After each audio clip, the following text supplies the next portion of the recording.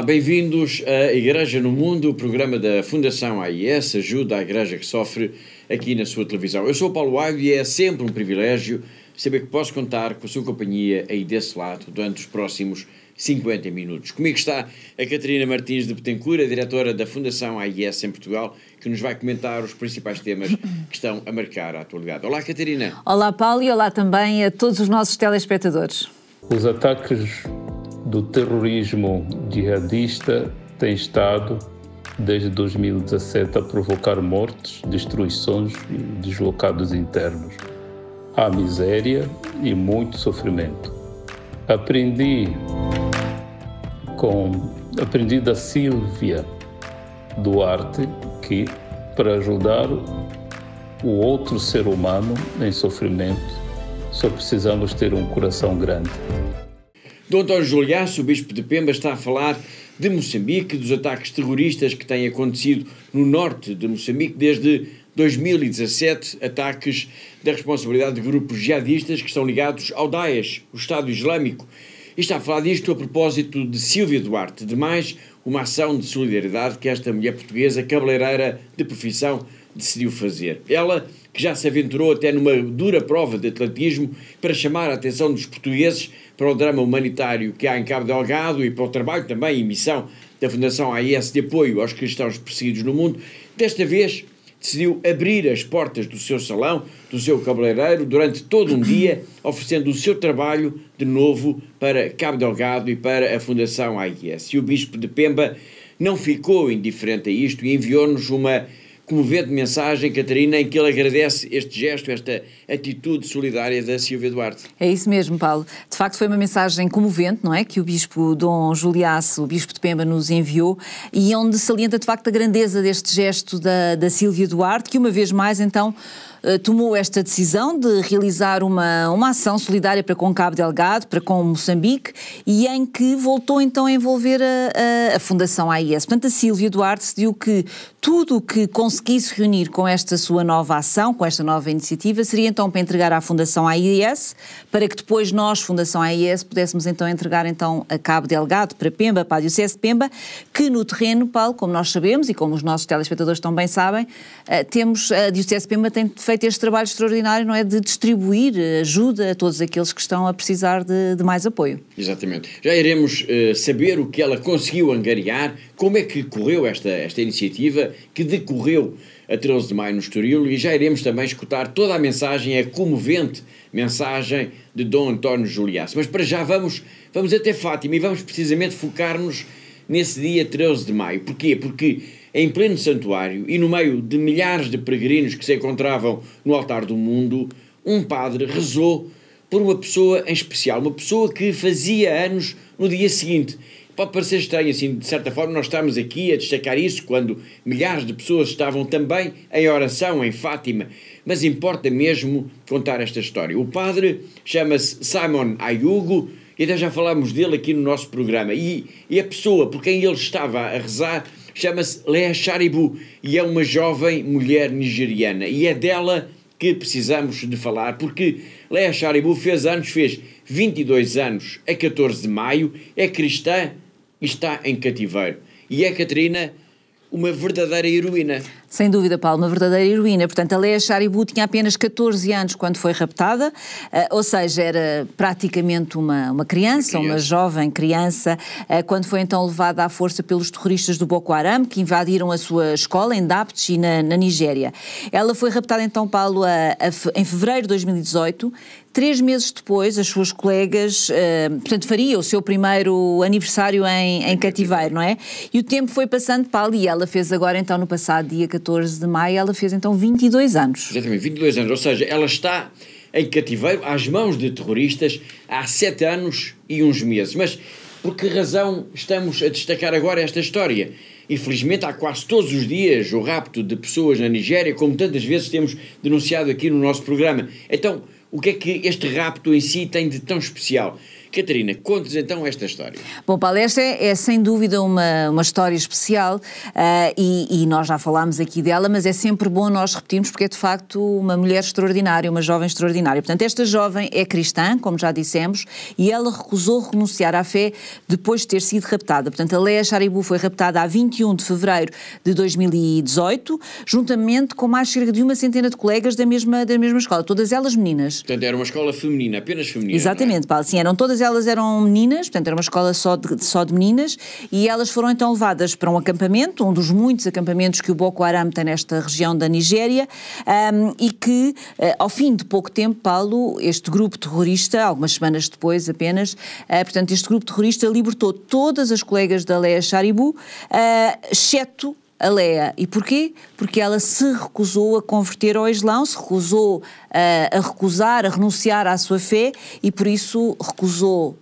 renunciar ao cristianismo e por isso acabou por ficar em cativeiro, Paulo, até hoje. Recusou renunciar à sua fé, ou seja, os terroristas, que são radicais islâmicos, queriam que ela rejeitasse o cristianismo e aderisse ao Islão, é isto? Exatamente, Paulo, é isso mesmo. E nós temos que sublinhar, temos que salientar aqui, Paulo, o facto desta menina, a Leah, tinha apenas 14 anos de idade quando foi raptada. Portanto, e foi quando ela foi raptada então por estes homens armados, foi arrastada pela floresta, juntamente com as suas colegas, portanto, ela no fundo, Paulo, foi afastada da sua escola, da sua família, da sua região de conforto, no fundo, não é? Eu penso muitas vezes nisso, Catarina, e de facto imagino o terror que ela terá sentido. Quantos de nós teríamos coragem para fazer uma coisa assim? Mas foi o que ela fez. Leah recusou renunciar ao cristianismo e permaneceu em cativeiro. Entretanto, passaram já alguns anos, passaram já 7 anos. E sabe-se neste momento alguma coisa sobre o que lhe aconteceu? Bom, Paulo, não se sabe muito o que é que se passa, o que é que aconteceu. Sabemos, há alguns relatos de pessoas que passaram também, que estiveram também em cativeiro e que conseguiram fugir e que dizem que viram a Leah, ou pelo menos alguém que correspondia à Leah, mas de facto, desde então não há muitas informações, não temos informações concretas sobre o que é que lhe terá acontecido e como é que ela estará hoje em dia, Paulo. Portanto, em síntese, sabe-se que seguramente que apenas que ela foi raptada e que permanece em cativeiro por causa desta sua enorme coragem. Exatamente, Paulo. E ela transformou-se mesmo num dos mais poderosos símbolos, não é, da perseguição religiosa na Nigéria. Nesta perseguição que existe diariamente aos cristãos na Nigéria, Paulo. Exatamente, muito bem. Portanto, é neste contexto que vamos agora então ao encontro do padre Simon Ayugu, um sacerdote nigeriano que está a viver há cerca de 2 décadas em Portugal e que já há muito tempo assumiu, por assim dizer, esta missão de alertar o mundo para a situação trágica desta rapariga cristã. E tem-no feito sempre através da Fundação AIS. A mais recente mensagem, o mais recente alerta que fez sobre a Leah Sharibu foi mesmo quase uma oração e foi em pleno santuário de Fátima, em plena peregrinação de 13 de maio. Dali a horas, Leah Sharibu fazia 22 anos de idade. Foi, portanto, mais um aniversário longe da família, longe dos pais, longe dos amigos, mas não longe do nosso coração. Olá, Leah Sharibu. Mais uma vez, no teu aniversário, venho felicitar-te desta terra santa de Fátima. É mais um ano que não te vemos porque tu ausentaste. Foi contra a tua vontade e, claro, contra a nossa. Ao completares 7 anos no cativeiro, Leah, cantamos cá parabéns para ti, na esperança de um dia voltar a ver-te, na esperança de um dia conseguir cantar contigo os parabéns, com os teus pais que têm toda a esperança de um dia ainda estar contigo. Hoje já não são só os teus pais, são todos os nossos irmãos, aliás, é o mundo inteiro que a partir desta mensagem vão conhecer a tua história e que vão também perceber que o que te acontece é fruto de um governo falhado, um governo que não cuida dos seus, que faz tudo menos cuidar dos seus. Ao cantar teus parabéns, Leah Sharibu, aqui em Fátima, também rezo reza Nossa Senhora, a mãe dos aflitos, a mãe dos perseguidos, a mãe dos cristãos, aquilo que fez com que nós sejamos todos irmãos. Peço a Nossa Senhora de Fátima que te dê a força, que te dê a graça através do seu filho para conseguires enfrentar e viver o que estás a viver até o tempo que nós estaremos contigo novamente. Leia Shaibu, happy birthday and see you one of these days. Thank you.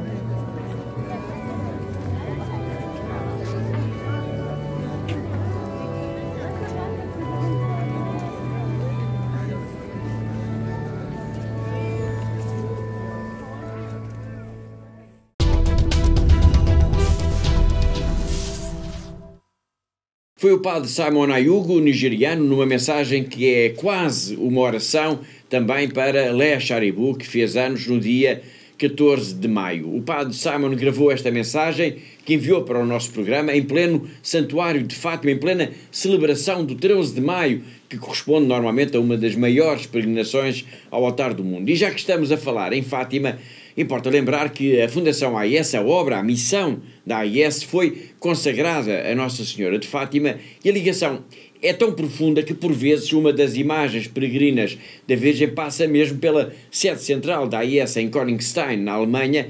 E da última vez em que isso aconteceu, a Regina Lins, que é a Presidente Executiva Internacional da AIS, fez questão de sublinhar a consagração que une a ajuda à Igreja que sofre, à Mãe de Deus e à própria história de Fátima. Dear friends, I'm very happy to present to you the Pilgrim Virgin of Our Lady of Fatima.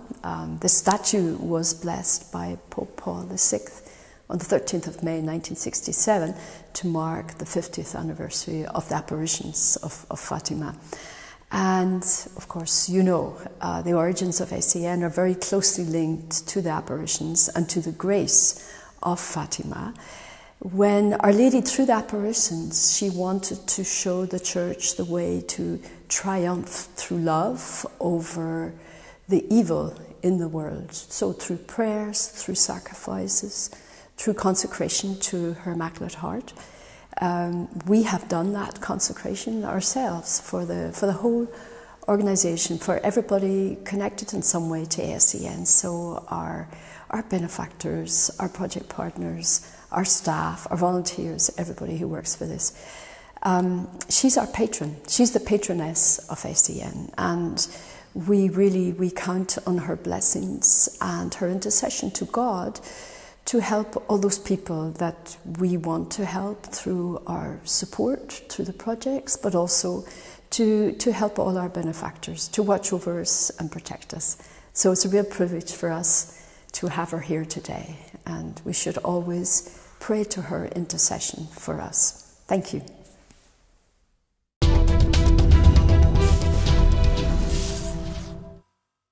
Depois desta mensagem da Presidente Executiva Internacional da AIS sobre a ligação profunda entre a Fundação e Nossa Senhora de Fátima, vamos voltar à África. Vamos agora até ao Malawi, onde está um missionário português, o Padre José Joaquim Araújo.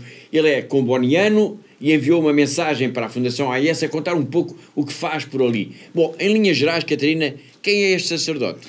Bom, Paulo, o Padre José Araújo é um missionário comboniano, como o Paulo referiu, já esteve em missão quer em Moçambique, quer na Zâmbia, e agora é um dos responsáveis pela formação dos minaristas em Balaka, no Malawi, Paulo. Bom, nós podemos dizer que o Malawi é um país muito pobre e é uma espécie de um enclave na região sul de África. Sim, podemos dizer isso de alguma forma, não é?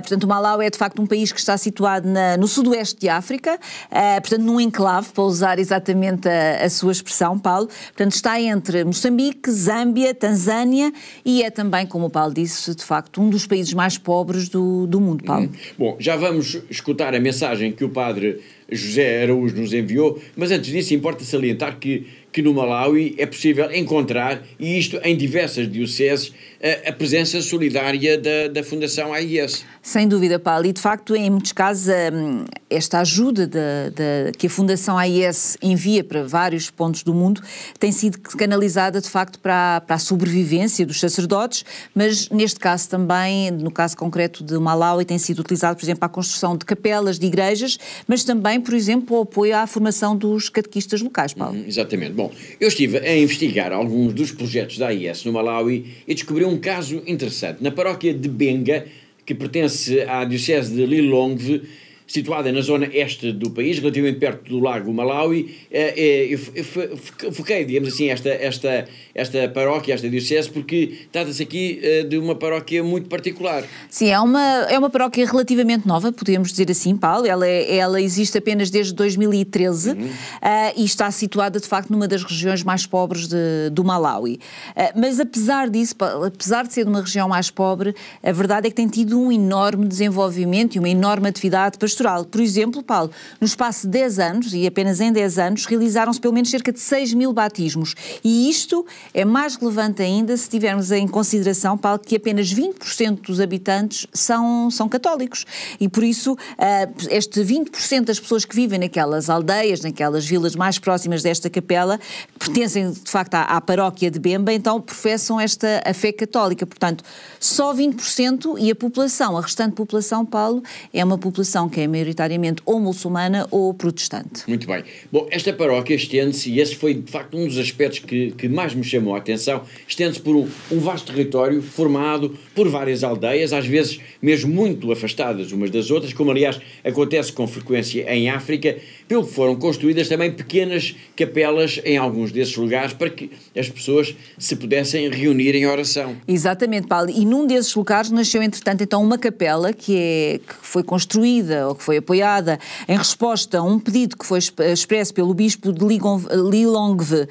Portanto, e agora temos também, Paulo, também graças a esta ajuda da Fundação AIS, uma paróquia, é também uma paróquia muito ativa, que é muito orgulhosa desta capela que tem ali na sua região, na sua comunidade, apesar de também ser uma comunidade que é maioritariamente muçulmana e protestante. Muito bem. Além deste tipo de ajudas que a Fundação AIS tem dado, bom, é evidente que calculo que, por exemplo, também a ajuda dada para os meios de transporte seja uma prioridade para a Fundação AIS. Sem dúvida, Paulo, e isso também é muito importante aqui para este caso concreto do Malawi, mas podemos dizer talvez que é válido para todo o continente africano. Isto porque, como sabemos, as estradas no continente africano normalmente são muito más ou são mesmo praticamente inexistentes em muitos dos lugares e por isso a Fundação AIS olha para esta questão dos meios de mobilidade, dos meios de transporte de uma forma muito séria e muito ativa, porque se não fosse esta ajuda que a Fundação AIS tem dado para a aquisição destes meios de transporte, provavelmente este trabalho da Igreja em certas regiões de África seria praticamente impossível, Paulo. Sem dúvida. Bom, nós estamos a falar então do Malawi, isto a propósito de uma mensagem que recebemos do padre José Araújo, que já vamos escutar, mas antes disso e ainda sobre esta questão, eu sei também que há uma diocese neste país de África, que estamos a falar do Malawi, que é tão grande a diocese como alguns países, como por exemplo o Líbano ou a Jamaica. É verdade, Paulo, e é a diocese de Karonga e ainda por cima tem muito poucos sacerdotes, Paulo, tem apenas 24 sacerdotes, portanto temos uma diocese enorme, com cerca de 12.000 km² e apenas 24 sacerdotes para toda esta paróquia, para toda esta diocese, peço desculpa. Portanto, imagine-se, Paulo, e peço aos nossos telespectadores que façam também este exercício comigo, imaginar o que seria se estes sacerdotes, estes 24 sacerdotes, não tivessem uma forma de poder deslocar a todas as comunidades da sua diocese, portanto, entre as várias aldeias e várias vilas da diocese. Portanto, seria praticamente impossível o seu trabalho pastoral e por isso é que este nosso compromisso enquanto Fundação AIS neste apoio à aquisição de meios de transporte é sem dúvida prioritário para nós, Paulo. Exatamente, muito bem. Aliás, haveremos de dedicar um programa a isso, aos meios de transporte. Entretanto, como já repararam, nós fizemos aqui uma espécie de um desvio para chamar a atenção sobre algum do trabalho que a Fundação AIS está a desenvolver no Malawi, e isto porque a propósito da mensagem então que o padre José Araújo, um comboniano de Vila Nova de Famalicão, nos enviou. Vamos então escutá-lo. Olá, eu sou o padre José Joaquim, sou de Vila Nova de Famalicão. Fui ordenado padre em Braga em 1990. Em 93 fui para Moçambique trabalhei primeiramente na Arquidiocese de Nampula, depois, a partir de 98, na Diocese de Nacala. Em 2002, voltei a Portugal, trabalhei 5 anos e em 2007 fui destinado a Malawi, Zâmbia. Comecei por trabalhar no Malawi, em 2009 passei para a Zâmbia, portanto fui um pouco mais tempo na Zâmbia. Tenho estado aqui de volta no Malawi desde 2021. Aqui agora numa casa de formação de seminaristas, postulantes a estudar em filosofia, e são 23, alguns, quase metade, são da Zâmbia, e aqui estamos a acompanhá-los porque são dons de Deus, vocações, mesmo que não tenhamos meios suficientes para estas estruturas funcionarem, para os acompanharmos, para os estudos, mas vamos procurando fazer o melhor possível. Confio que o Senhor sempre atende às nossas súplicas, temos que ter confiança na providência, procurar também os meios, todos que por onde for possível. A vós peço-vos, antes de mais, oração, porque a missão não vai para a frente sem a força da oração da Igreja, sem a ação do Espírito Santo. Mas também qualquer outro apoio que possa ser dado é bem-vindo. Eu agradeço-vos a vossa atenção desde já e desejo tudo de bom. Continuamos o mais possível em colaboração com a missão da Igreja, Igreja Sinodal, trabalhamos em conjunto porque somos família de Deus. Muito obrigado, até uma próxima ocasião.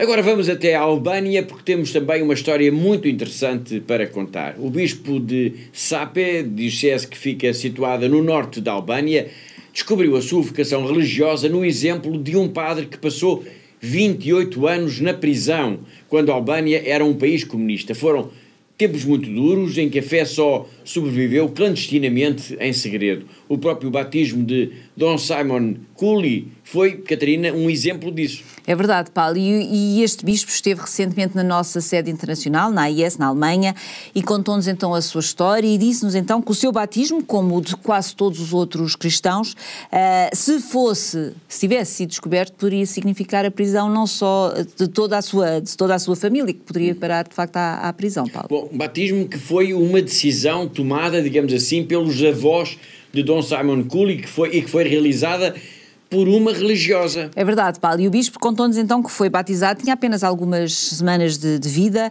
e ainda por cima foi por uma religiosa, não é? Já idosa, que todos conheciam como tia e que agia secretamente, como é óbvio, não é? De facto, esta é uma história muito bonita. O papel que essa e outras irmãs tiveram durante os tempos da ditadura comunista e em que a fé teve de ser vivida, de facto, de forma clandestina. Sim, Paulo, e esta irmã fazia a ligação entre os padres, não é, que estavam nas prisões e depois as famílias. Portanto, os padres celebravam clandestinamente na prisão e depois entregavam-lhe as hóstias já consagradas, que ela conseguia trazê-las para fora escondidas no meio da roupa suja, para que depois as pudesse então levar até aos doentes, até às famílias. Portanto, e foi neste ambiente então de secretismo que também aconteceu o batismo do bispo. Muito bem, estamos então a falar da Albânia por causa daquilo que nos contou, da história que nos contou o bispo de Sápia durante uma breve passagem pela sede internacional da AIS na Alemanha. Infelizmente, não foi possível nessa passagem, digamos assim, gravar com ele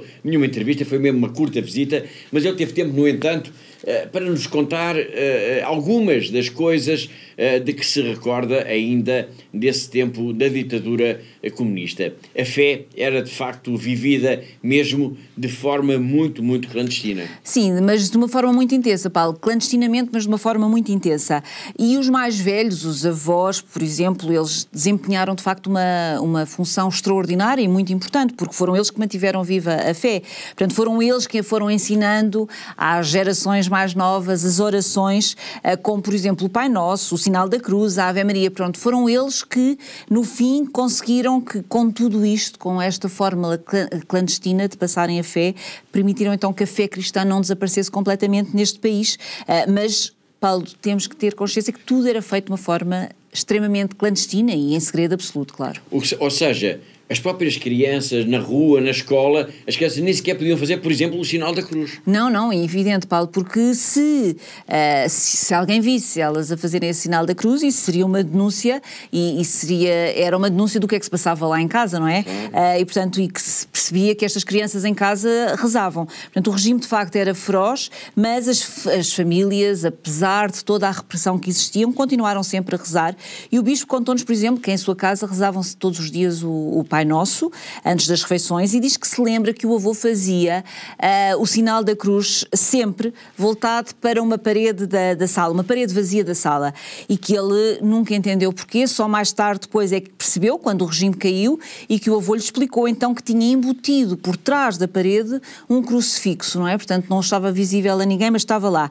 Portanto, era o segredo, Paulo, daquela família, daquela casa. De facto, é incrível esta história. Bom, nós estamos então a falar da Albânia, que as autoridades comunistas chegaram a declarar como o primeiro Estado ateu do mundo. Mas o regime caiu no início da década de 90 do século passado e a fé dos cristãos, que nunca conseguiu ser de facto eliminada, passou a ser vivida de forma livre. Mas foram cerca de 40 anos de ditadura. Um dos símbolos da resistência dos cristãos chama-se Simoni. É o cardeal Simoni, que passou 28 anos nas cadeias do regime. Há cerca de um ano, o Papa Francisco falou dele numa das audiências gerais das quartas-feiras no Vaticano. Vamos recuperar agora essas palavras. Tutti noi abbiamo letto, abbiamo sentito le storie dei primi martiri della Chiesa, tanti, anche qui, dove adesso è il Vaticano, c'è un cimitero e tanti erano eseguiti qui e sepolti qui. Quando si fanno le scavi si trovano queste tombe. Ma anche oggi ci sono tanti martiri in tutto il mondo, tanti, forse più che all'inizio. Ci sono tanti perseguitati per la fede. Io oggi mi permetto di salutare in modo speciale un martire vivente, Monsignor Simoni, Cardinal Simoni.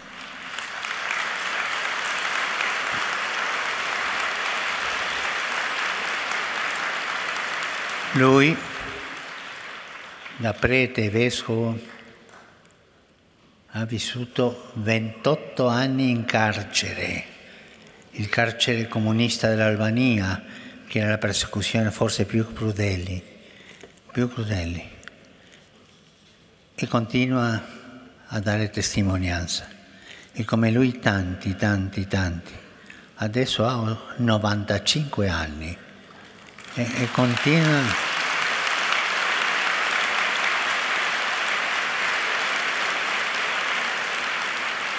continua a lavorare per la Chiesa senza scoraggiarsi. Caro fratello, ti ringrazio la testimonianza. Grazie.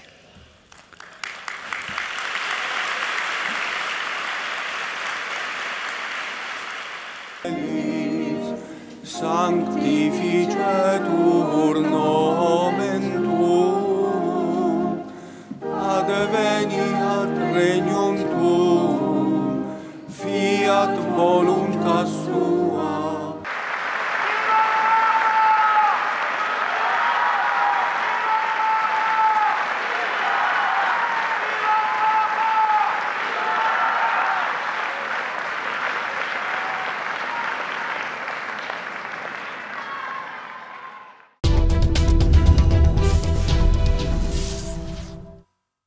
Foi o Papa Francisco a falar sobre o cardeal Simoni, um mártir vivo da Igreja da Albânia. E daqui deste país que teve uma história de facto tão dura, vamos agora até terras da China, vamos até à Diocese de Macau, vamos ao encontro do nosso correspondente, o jornalista José Miguel Encarnação. Todas as semanas ele traz-nos sempre uma notícia relevante ou uma história da vida da Igreja desta região do globo. Os fiéis de Macau juntaram-se ao seu bispo no dia 18 para celebrarem a missa dominical, desta vez dedicada à inauguração do pontificado do Papa Leão XIV. O bispo de Macau, Dom Stephen Lee, convocou os fiéis de Macau para eles se juntarem na celebração da missa dominical na Sé Catedral, da qual o bispo é o pároco, para que rezassem e houvesse então uma missa de ação de graças cheia, plena de fé e de esperança pelo novo pontificado que agora então oficialmente iniciou. A eleição do Papa Leão XIV foi recebida em Macau com júbilo, uma eleição muito acompanhada não só pela comunidade portuguesa, mas também pelas comunidades macaense, chinesa, filipina e outras que aqui se encontram a residir e que aqui trabalham.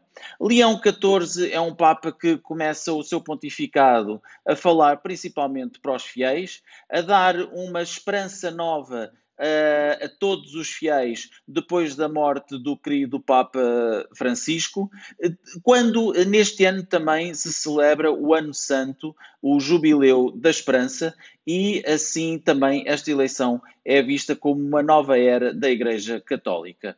Para os próximos dias estão então agendadas novas missas, como é habitual, e em todas elas, como é óbvio, o início do pontificado do novo Papa vai ser referido e os fiéis irão com certeza juntar-se mais uma vez para encherem as igrejas de Macau, até porque esta eleição tem trazido muitas pessoas à igreja que veem então agora uma nova era, como já dissemos, uma renovação de esperança e de fé.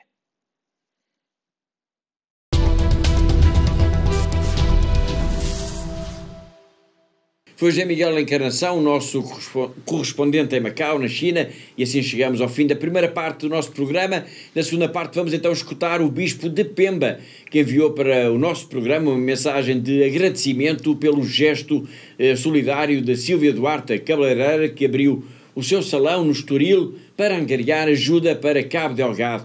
E vamos também retomar a grande entrevista em que o protagonista é Roman, uma criança ucraniana de 9 anos de idade e que ficou gravemente queimada num ataque de mísseis russos à cidade onde vivia. Tudo para ver depois de um breve intervalo. Até já!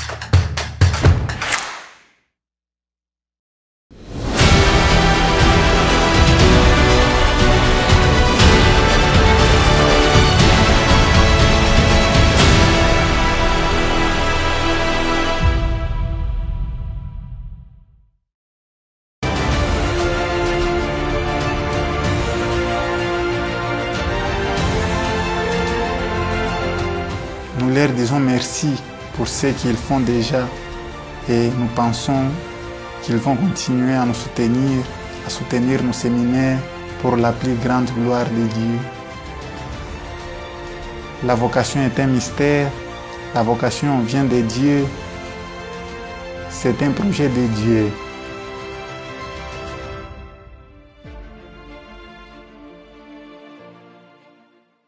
Thank you to all our benefactors. Continúen con esta linda misión de ayudando a la Iglesia en lugares tan sufrientes.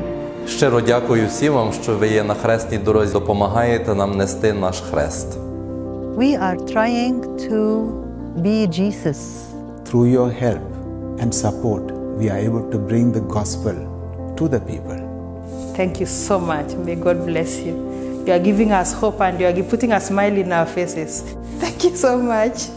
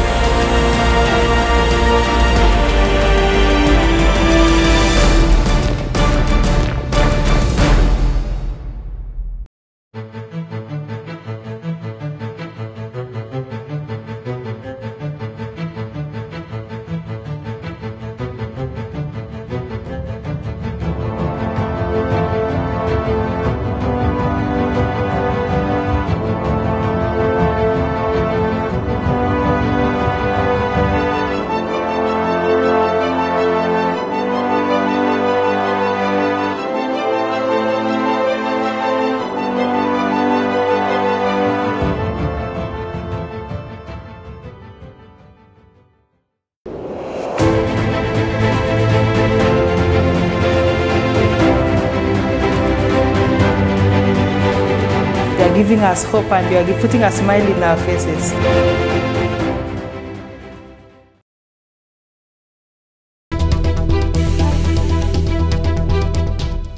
No dia 13 de maio, a cabeleireira Sílvia Duarte abriu as portas do seu salão no Estoril e ofereceu, através da Fundação AIS, o dia de trabalho para o sofrido povo de Cabo Delgado, em Moçambique. Este gesto teve um enorme impacto.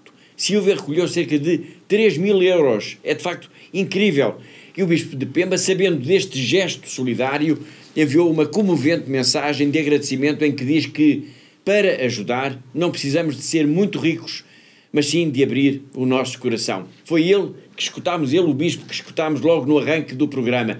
Nós já iremos ouvir as suas palavras na íntegra, mas antes disso importa falar, claro, desta iniciativa em si. É que esta foi a segunda vez que a Sílvia Duarte realiza uma ação de solidariedade, Catarina, em favor não só da Fundação AIS, mas também de Cabo Delgado, em Moçambique. É verdade, Paulo. Depois do ano passado ela ter feito uma dura prova de atletismo, em que quis chamar a atenção dos portugueses sobre esta realidade dura que se está a viver em Cabo Delgado, no norte de Moçambique, então a nossa amiga Sílvia Duarte, desta vez, decidiu realizar uma nova ação solidária e desta vez, Paulo, ela abriu então as portas do seu salão de cabeleireiro, no Estoril, para oferecer através da Fundação AIS o seu dia de trabalho, o seu próprio trabalho, o seu ganha-pão que ela tem, não é? Para assim ela poder então continuar a ajudar mais uma vez então o povo de Cabo Delgado, Paulo. E foi então no dia 13 de maio, esta data para Sílvia, que ela tem uma profunda devoção à Mãe de Deus, foi escolhida, podemos dizer assim, propositadamente. Sim, Paulo, a Sílvia, quando nos contactou para falar na primeira vez, para nos falar desta sua ideia, desta sua vontade de fazer mais uma ação e de abrir o seu cabeleireiro então para esta ação solidária, ela disse-nos que gostaria que fosse no dia 13 de maio, por ser uma data muito especial, claro, por ser a data, o dia em que Nossa Senhora escolheu para aparecer aos pastorinhos aqui em Fátima, e para a Sílvia, Paulo, escolher esta data foi também uma forma de agradecer à Mãe de Deus tudo o que tem feito ao longo dos anos da sua vida. E assim foi. Durante o dia todo, no dia 13 de maio, quando uma multidão de fiéis, bem mais de 200 mil, segundo as contas do próprio santuário, rezava à Virgem em Fátima, ali no salão da Sílvia, muito perto do Casino Estoril, pintavam-se e cortavam-se cabelos, arranjavam-se unhas, enfim, fazia-se o habitual num cabeleireiro. Mas não era um dia de trabalho habitual, era sim uma ação de solidariedade. E o resultado disto, Catarina, como já dissemos, foi de facto extraordinário. Sem dúvida, Paulo, foi de facto excelente. Portanto, no conjunto, Paulo, entre o trabalho que a Sílvia fez no seu dia-a-dia no salão e entre os donativos de algumas pessoas que não puderam estar presentes neste dia, mas também se quiseram fazer presentes através do seu donativo, Paulo.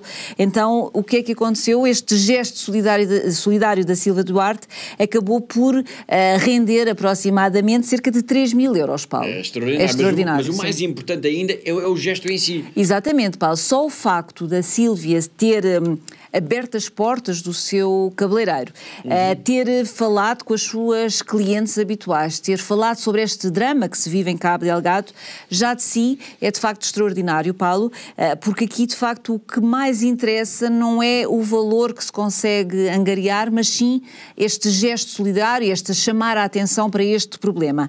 E este gesto de solidariedade, este gesto que esta mulher, a Sílvia, teve, desperta de facto em nós o que há de melhor em nós e pede também que cada um de nós se lembre destas vítimas, deste enorme número de deslocados que existem em Cabo Delgado, todas estas vítimas do terrorismo em Cabo Delgado.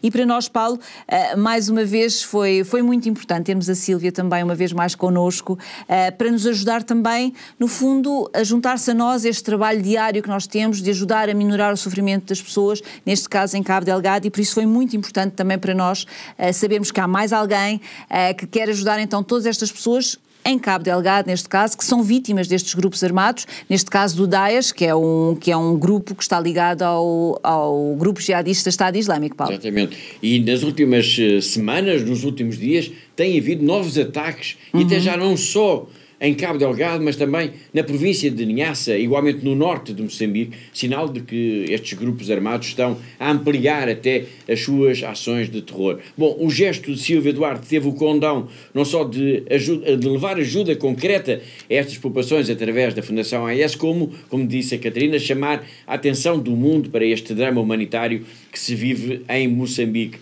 Um gesto que, uma vez mais, sensibilizou profundamente o Bispo de Pemba. Vamos então escutar Dom António Juliasse na mensagem que nos enviou e em que sublinha a grandeza do gesto de Sílvia Duarte. Eu sou Dom António Juliasse Ferreira Sandramo, Bispo da Diocese de Pemba. Em setembro do ano passado, aproveitando a minha passagem por Lisboa, busquei encontrar a Sílvia Duarte para conhecê-la e agradecê-la pelas suas iniciativas simples, mas profundamente significativas em favor de pessoas humanas expostas ao sofrimento no mundo, muitas vezes de forma incondicional e injusta.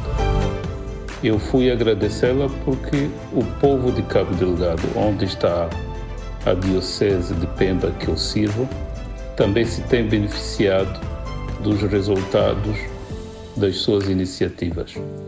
Os ataques do terrorismo jihadista têm estado, desde 2017, a provocar mortes, destruições e deslocados internos. Há miséria e muito sofrimento. Aprendi da Sílvia Duarte que, para ajudar o outro ser humano em sofrimento, só precisamos ter um coração grande, que percebe que o sofrimento do outro ser humano como nós nunca nos deve deixar ficar indiferentes, mas podemos fazer daquilo que nos é ordinário uma possibilidade de estender a nossa mão para um irmão ou irmã e sermos uma presença que lhes faça sorrir. É assim que a Sílvia faz da corrida e do seu salão de cabeleireiro uma oportunidade de dar um sorriso de alívio a quem o seu coração já amou, a pessoa humana, mesmo que seja distante, geograficamente. Para ajudar não precisamos ser muito ricos e ter dinheiro que não nos faz tanta falta. Precisamos de abrir o nosso coração, de abrir o nosso próprio salão de cabeleireiro. Dia 13 de maio é significativo. Nossa Senhora de Fátima interceda junto de seu Filho por este povo de Cabo Delgado e todos aqueles que sofrem por causa da guerra e vivem na miséria. Força sempre. Sílvia Duarte.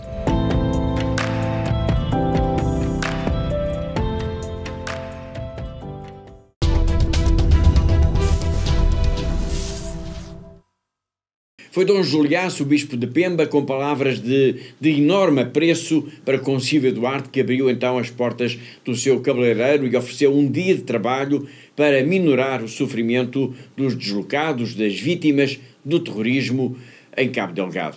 Silvia, que disse-nos já no final do dia, já com as portas do cabeleireiro fechadas, que estava de coração cheio e que estava também feliz por poder ajudar a Fundação AIS, que definiu como sendo uma fundação maravilhosa. Olá, sou a Silvia Duarte e venho agradecer a todas as pessoas que vieram aqui ao salão no dia 13 de maio. Mais uma vez, aqui está a prova em como, quando usamos os nossos talentos, quando queremos realmente ajudar os outros, as coisas acontecem e eu estou de coração cheio. Neste caso, esta ajuda vai para o povo de Cabo Delgado. Eu estou cada vez mais empenhada em ajudar a Diocese de Pemba e pronto, e quero agradecer a todos que se uniram a mim, que acreditam que juntos podemos realmente fazer a diferença. E estou muito, muito grata em ter conhecido esta fundação maravilhosa. Obrigada.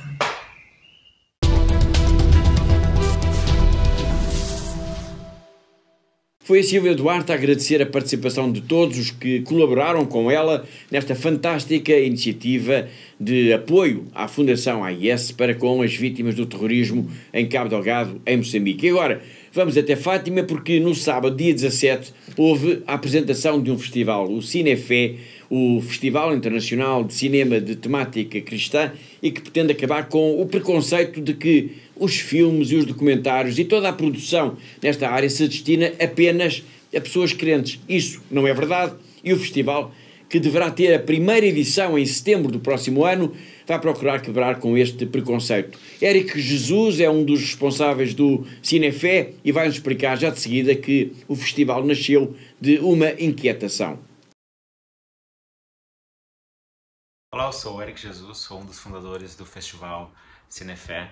E essa ideia surgiu assim de uma inquietação que eu tinha sobre filmes e produções que tivessem a temática cristã, né? Eu trabalho para uma televisão católica e estou muito envolvido no meio e percebi que existem produções muito boas, mas que elas não têm uma visibilidade, né, como produções do mercado convencional. Então essa ideia surgiu em mim e eu levei para alguns amigos meus que gostaram dessa ideia, dessa minha inquietação, e nós resolvemos criar esse festival com o intuito de poder dar espaço para essas obras, né, para abrir um espaço de diálogo sobre isso e tentar quebrar um pouco esse preconceito, digamos assim, que existe sobre essas obras, e também tentar dar espaço para pessoas que querem criar e não tem por onde começar. E o Festival Cinefé tem essa ideia também, voltada mais para os realizadores jovens, tanto que agora nesse Festival Antivisão do Cinefé, no dia 17 de maio, nós vamos colocar um curta-metragem feito por estudantes de Caldas da Rainha, que eu acho que é um momento muito importante, assim. E queremos ser uma porta de entrada, digamos assim, para que esses realizadores eles tenham um espaço para poder mostrar sua arte, mostrar o que eles têm, né, a sua voz para o mundo, assim, digamos assim. E então é isso, o Cinefé tem essa missão e queremos abrir portas para os jovens realizadores, para um diálogo maior e poder dar maior visibilidade para essas obras que são muito boas e que não têm tanto espaço na mídia tradicional.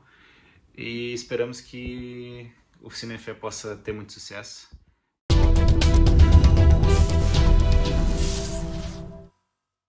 E com a esperança no sucesso do Cinefé, Festival Internacional de Cinema de Temática Cristã, cuja apresentação ocorreu no sábado, dia 17, e de que voltaremos a falar, chegamos à reta final do programa de hoje para retomar então a grande entrevista em que estamos a escutar um jovem ucraniano, o Roman, de apenas 9 anos de idade. No verão de 2022, ele foi vítima de um terrível ataque de mísseis lançado pela Rússia. Roman salvou-se, mas ficou com múltiplas queimaduras. A sua mãe, que estava com ele, não sobreviveu. esta entrevista que temos vindo a emitir é também uma homenagem ao esforço da Igreja para se pôr um ponto final no horror desta guerra. Vamos então retomar agora a grande entrevista, um trabalho dos nossos colegas do Vatican News, em que hoje se vai falar dos desafios da vida para o pai e o filho depois deste ataque que deixou tantas cicatrizes, não só na memória e também na memória do encontro de Roman e do seu pai com o Papa Francisco, encontro que ocorreu em fevereiro deste ano. Я би хотіла тебе ще попросити, коли ти там чи іншим дітям, чи іншим людям розповідаєш про Україну, або хотів би розповісти, що би ти говорив про свою країну? Чому ти любиш Україну? Ти вже бачив Італію, Німеччину, а що є особливого? В Україні особливо те, що там є спокій, ну і для мене це рідна мова.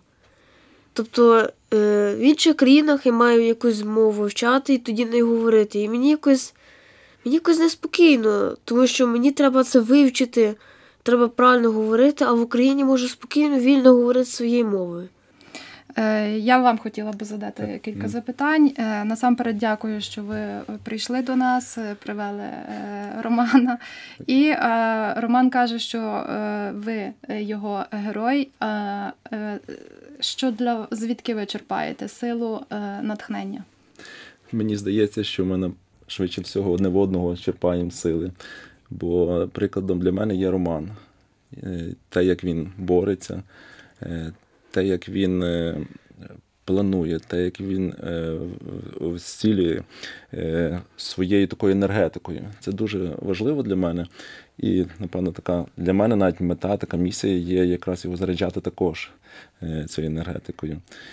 І ми обох стараємося десь разом щось планувати, створити для себе якусь мрію і її втілити в життя. І це дуже важливо, бо це тоді таке надає бажання жити, творити, йти вперед, не зупинятися. Це дуже важливо в цьому житті.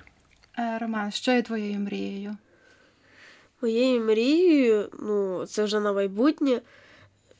Коли буду дорослим, я хотів би сконструювати свою машину. І так само навчитися їздити. Гарно. А вашою мрією що є? Моя мрія, напевно, інша. Я хочу, щоб Роман став справжньою людиною. І оце добро, оця його енергетика, яка є в нього зараз, що вона збереглася протягом його життя. Це дуже важливо. Я йому про це завжди говорю, що не важливо, ким ти станеш, але головне, щоб ти був людиною. І це для мене дуже важливо.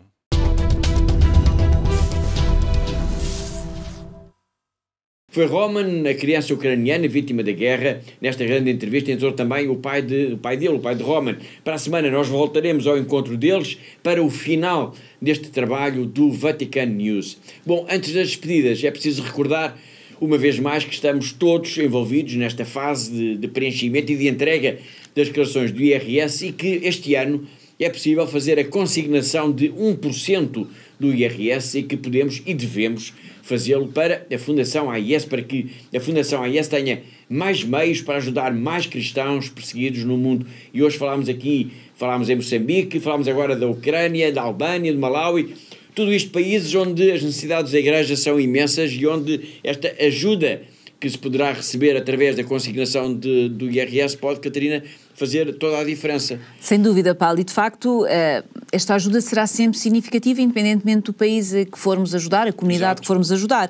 E no ano passado, Paulo, e para recordar uma vez mais, no ano passado a Fundação AIS recebeu aproximadamente 121 mil euros da consignação do IRS e nessa altura esta ajuda, este valor foi integralmente enviado também para Pemba, para a Diocese de Pemba, exatamente para Cabo Delgado, para ajudar todos os deslocados vítimas do terrorismo.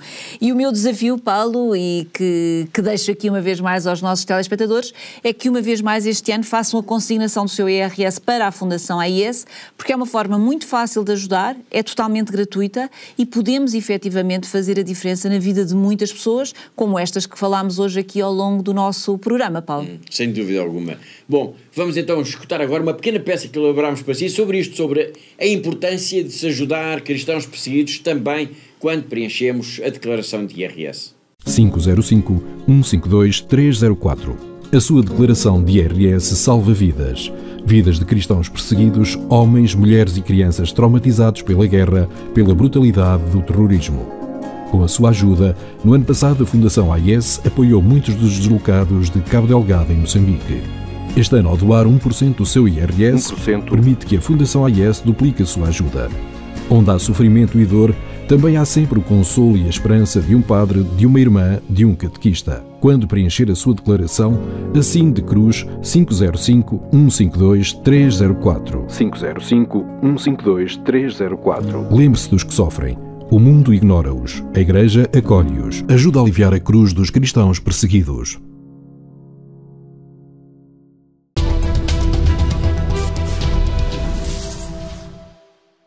E assim, depois de recordarmos que podemos e devemos ajudar a missão da Fundação AIS também quando preenchemos, por exemplo, a nossa declaração de IRS, chegamos ao fim do programa de hoje. Todas as semanas nós marcamos encontro aqui porque há uma igreja que precisa da nossa ajuda. Eu lembro que todas as notícias, tudo o que diz respeito à missão, ao trabalho, ao dia-a-dia da Fundação AIS está sempre disponível para leitura, para consulta na nossa página na internet. Resta-me agradecer a colaboração da Catarina, a diretora da Fundação AIS em Portugal, assim como de todos os que nos ajudaram a produzir, a editar e a levar até si este programa. Despeço-me com amizade. Até à próxima semana, se Deus quiser.